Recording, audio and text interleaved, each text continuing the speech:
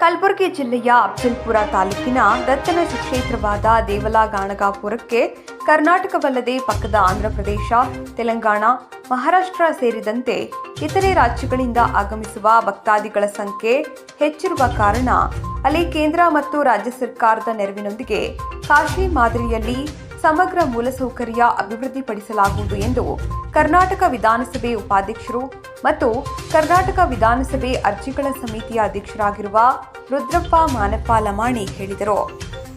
ಗುರುವಾರ ಇಲ್ಲಿನ ಜಿಲ್ಲಾಧಿಕಾರಿಗಳ ಕಚೇರಿ ಸಭಾಂಗಣದಲ್ಲಿ ದೇವಲಗಾಣಗಾಪುರ ದೇವಸ್ಥಾನ ಅಭಿವೃದ್ಧಿ ಕುರಿತಂತೆ ನಡೆದ ಅಧಿಕಾರಿಗಳ ಸಭೆಯಲ್ಲಿ ಮಾತನಾಡಿದ ಅವರು, ದೇವಸ್ಥಾನ ಅಭಿವೃದ್ಧಿಗೆ ಕಲಬುರಗಿ ಜಿಲ್ಲಾಡಳಿತವು ಈಗಾಗಲೇ 83.52 ಕೋಟಿ ರು ವೆಚ್ಚದಲ್ಲಿ ಅಭಿವೃದ್ಧಿಪಡಿಸಲು ಕೇಂದ್ರ ಸರ್ಕಾರದ ಪ್ರವಾಸೋದ್ಯಮ ಇಲಾಖೆಗೆ ಪ್ರಸಾದ ಯೋಜನೆಯಡಿ ಪ್ರಸ್ತಾವನೆ ಸಲ್ಲಿಸಿರುವುದರಿಂದ ಸಮಿತಿ ಸದಸ್ಯ ಶಿವರಾಮ್ ಹೆಬ್ಬಾರ ಅವರ ಸಲಹೆಯಂತೆ ಕೇಂದ್ರ ಸರ್ಕಾರದ ಬಳಿ ಸಮಿತಿಯ ನಿಯೋಗ ತೆರಳಿ ಅನುದಾನ ಬಿಡುಗಡೆಗೆ ಮನವಿ ಸಲ್ಲಿಸಲು ಸಭೆಯಲ್ಲಿ ನಿರ್ಧರಿಸಲಾಗಿದೆ ಎಂದರು.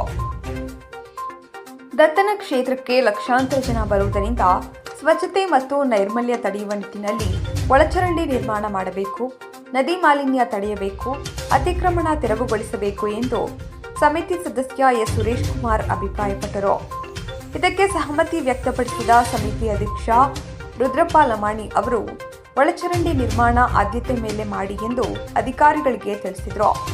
ಸದಸ್ಯ ಎಸ್ ಸುರೇಶ್ ಕುಮಾರ್ ಮಾತು ಮುಂದುವರಿಸಿ, ಹಣ ನೀಡಿದರೆ ಮಧ್ಯವರ್ತಿಗಳು ವೇಗದರ್ಶನ ಕೊಡಿಸುತ್ತಾರಂತೆ, ಇದಕ್ಕೆ ಕಡಿವಾಣ ಹಾಕಲು ಏನು ಕ್ರಮ ಕೈಗೊಂಡಿದ್ದೀರಿ ಎಂದು ದೇವಸ್ಥಾನ ಕಾರ್ಯನಿರ್ವಾಹಕ ಅಧಿಕಾರಿ ಶಿವಕಾಂತಮ್ಮ ಅವರನ್ನು ಪ್ರಶ್ನಿಸಿದರು. ಭದ್ರತಾ ಸಿಬ್ಬಂದಿ ಹೆಚ್ಚಿಗೆ ನಿಯೋಜಿಸಲು ಕ್ರಮ ವಹಿಸಲಾಗಿದೆ ಎಂದು ಶಿವಕಾಂತಮ್ಮ ಉತ್ತರಿಸಿದರು.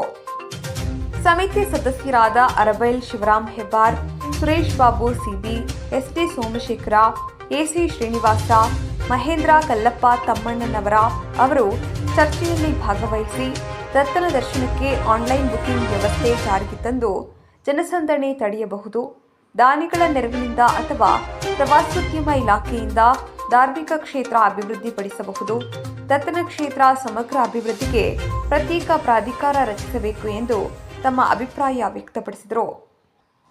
ಸಭೆಯಲ್ಲಿ ಭಾಗವಹಿಸಿದ ಅಫಜಲ್ಪುರ ಶಾಸಕ ಎಂವೈ ಪಾಟೀಲ ಮಾತನಾಡಿ, ದತ್ತನ ಕ್ಷೇತ್ರಕ್ಕೆ ಲಕ್ಷಾಂತರ ಜನ ದೇಶದ ವಿವಿಧ ರಾಜ್ಯಗಳಿಂದ ಬರುತ್ತಾರೆ. ವಿಶೇಷವಾಗಿ ದತ್ತನ ಜಯಂತಿಯಂದು ಜನಸಾಗರದಂತೆ ಭಕ್ತಾದಿಗಳು ಇಲ್ಲಿಗೆ ಹರಿದು ಬರುವುದರಿಂದ ಇಲ್ಲಿನ ವ್ಯವಸ್ಥೆ ಕಂಡು ಅಧಿಕಾರಿ ಜನಪ್ರತಿನಿಧಿ ಮೇಲೆ ಹಿಡಿಶಾಪ ಹಾಕುತ್ತಾರೆ. ಹೀಗಾಗಿ ಇಲ್ಲಿ ರಸ್ತೆ, ವಾಹನ ಪಾರ್ಕಿಂಗ್ ವ್ಯವಸ್ಥೆ ಮೊದಲಾದ್ಯತೆ ಮೇಲೆ ಸರಿಪಡಿಸಬೇಕಿದೆ. ದತ್ತನ ಕ್ಷೇತ್ರಕ್ಕೆ ನೀರು ಪೂರೈಸುವ ಬ್ಯಾರೇಜ್ನಲ್ಲಿ ಸೋರಿಕೆ ತಡೆದು ಪುನರ್ ನವೀಕರಣ ಮಾಡಿ ಕುಡಿಯುವ ನೀರಿನ ಸಮಸ್ಯೆ ಬಗೆಹರಿಯಬೇಕಿದೆ. ಭದ್ರತೆ ದೃಷ್ಟಿಯಿಂದ ಪೊಲೀಸ್ ಠಾಣೆ ಇಲ್ಲಿ ಸ್ಥಾಪನೆಯಾಗಬೇಕು. ಭಕ್ತಾದಿಗಳು ಉಳಿದುಕೊಳ್ಳಲು ಸರ್ಕಾರಿ ಯಾತ್ರಿಕ ನಿವಾಸ ನಿರ್ಮಾಣವಾಗಬೇಕು. ಈಗಾಗಲೇ ಹೈಟೆಕ್ ಬಸ್ ನಿಲ್ದಾಣ ನಿರ್ಮಾಣದ ಪ್ರಸ್ತಾವನೆ ಸರ್ಕಾರದ ಮುಂದಿದೆ ಎಂದರು. ಅಲ್ಲದೆ ಅಕ್ಕಪಕ್ಕದ ರಾಜ್ಯಗಳ ಮಂತ್ರಿಗಳು, ಗಣ್ಯರು ಆಗಾಗ ಬಂದು ದತ್ತನ ದರ್ಶನ ಪಡೆದುಕೊಳ್ಳುತ್ತಾರೆ. ಇತ್ತೀಚೆಗೆ ಕೇಂದ್ರ ರಾಷ್ಟ್ರೀಯ ಹೆದ್ದಾರಿ ಸಚಿವ ನಿತಿನ್ ಗಡ್ಕರಿ ಸಹ ಆಗಮಿಸಿದ್ದರು. ಹೀಗಾಗಿ ಗಣ್ಯರ ಅನುಕೂಲಕ್ಕೆ ಇಲ್ಲಿ ಹೆಲಿಪೋರ್ಟ್ ಸ್ಥಾಪಿಸುವುದು ಅವಶ್ಯಕವಾಗಿದೆ ಎಂದು ಎಂವೈ ಪಾಟೀಲ ತಿಳಿಸಿದರು. ಇದಕ್ಕೂ ಮುನ್ನ ಡಿಸಿಬಿ ಫೌಜಿಯಾ ತರುಣ್ಣಂ ಮಾತನಾಡಿ, ಗಾಣಗಾಪುರ ಕ್ಷೇತ್ರ ಸಮಗ್ರ ಅಭಿವೃದ್ಧಿಗೆ 200 ಕೋಟಿ ರು ವೆಚ್ಚದ ನೀಲಿನಕ್ಷೆ ಸಿದ್ಧಪಡಿಸಿದೆ. ಕೇಂದ್ರ ಸರ್ಕಾರದ ಪ್ರಸಾದ ಯೋಜನೆಯಡಿ ದತ್ತಾತ್ರೇಯನ ಕ್ಷೇತ್ರದಲ್ಲಿ ದೇವಸ್ಥಾನ ಆವರಣ, ಸಂಗಮ ಮತ್ತು ಅಷ್ಟತೀರ್ಥ ಸ್ಥಳಗಳ ಸಮಗ್ರ ಅಭಿವೃದ್ಧಿಗೆ 83.52 ಕೋಟಿ ರು ಪ್ರಸ್ತಾವನೆ ಸಲ್ಲಿಸಿದೆ. ಇನ್ನು ದೇವಸ್ಥಾನದಲ್ಲಿ ಕಳೆದ 2014-15ರಿಂದ 2023-24ರವರೆಗೆ ದೇವಸ್ಥಾನಕ್ಕೆ ಬಂದ 3.96 ಕೋಟಿ ರು ಆದಾಯದಲ್ಲಿ ಮೂಲಸೌಕರ್ಯ, ಸಿಬ್ಬಂದಿ ವೇತನಕ್ಕಾಗಿ 1.98 ಕೋಟಿ ರು ಖರ್ಚು ಮಾಡಿದೆ.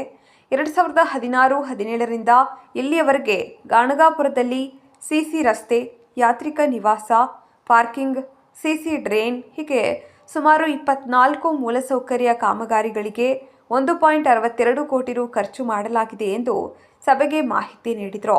ಶೂನ್ಯ ಆರ್ಕಿಟೆಕ್ಟ್ ಸಂಸ್ಥೆಯ ಮಲ್ಯ ಅವರು ದೇವಸ್ಥಾನ ಅಭಿವೃದ್ಧಿ ಸಿದ್ಧಪಡಿಸಿರುವ ಮಾಸ್ಟರ್ ಪ್ಲಾನ್ ಪ್ರಾತ್ಯಕ್ಷಿಕೆ ಮೂಲಕ ಸಮಿತಿಗೆ ಯೋಜನೆಯ ವಿವರವನ್ನು ಹಾಜರುಪಡಿಸಿದರು.